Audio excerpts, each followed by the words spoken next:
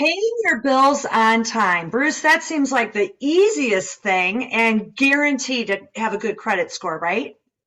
It always is an easy topic that people think there's a simple answer to, but when I teach this class, I'm telling you this comes up all the time. And the reason we're going to talk about just this one thing is because there's so much confusion. So simply put, most people get this wrong.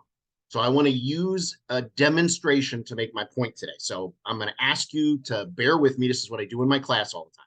So I'm going to say to you, Donna, when is your payment? When are your payments due each month? I've got one due on the 18th. I've got some on the 1st. I think I have something due on the 10th. So they're kind of all over the place. Well, what if I tell you that's not the correct answer? What if I tell you that all of your payments are due at the exact same time each month? I'm not sure what you mean by that.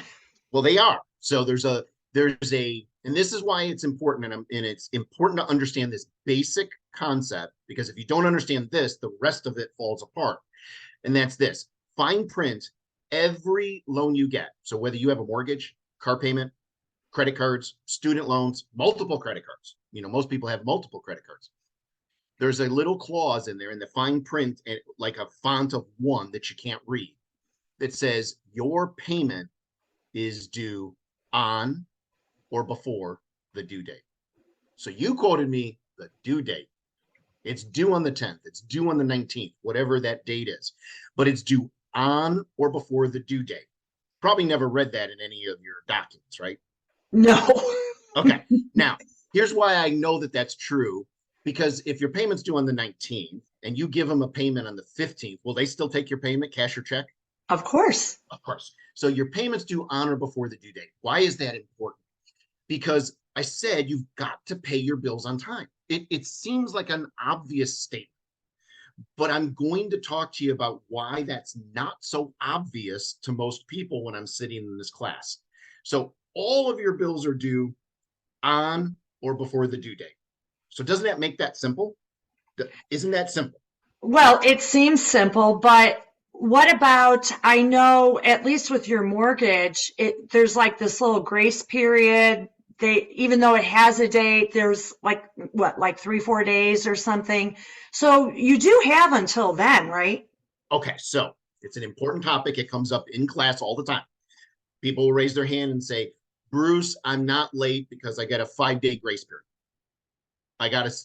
Some people say 10-day grace period. So by law, there is one loan that mandates that you get a grace period. That's a first mortgage payment, not a home equity line of credit, not a second mortgage, not a third mortgage, but a first mortgage is always due on the 1st of the month. And by law, they must give you a 15-day grace period. They cannot mark you late if you pay on the 2nd, 3rd, 4th, 5th, 6th, or 7th. Cannot. Every other loan does not have a grace period. So a bank may choose to give you a grace period. They may not charge you a $30, $50 late fee, but they can if they want to. And they can, if they want to, do what we talked about last week and mark you as a slow pay. In other words, you didn't pay 30 days late, but you paid more than 1 day late. So therefore, that cancerous tumor that's beneath the surface that nobody can see is infecting you.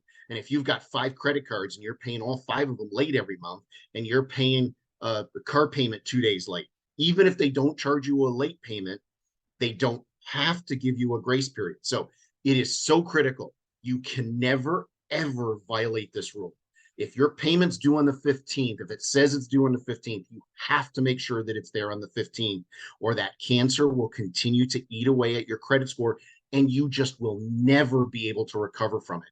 And as we said last week, that credit model that's there is a 84-month or 7-year rolling average. So if you continuously are making 5-day late payments and they're marking you as slow pay, that's hanging around for another 6 years and 11 months. Wow. So if you start that process and take control of it, you absolutely guarantee that you're going to take control of your credit for the rest of your life, no questions asked.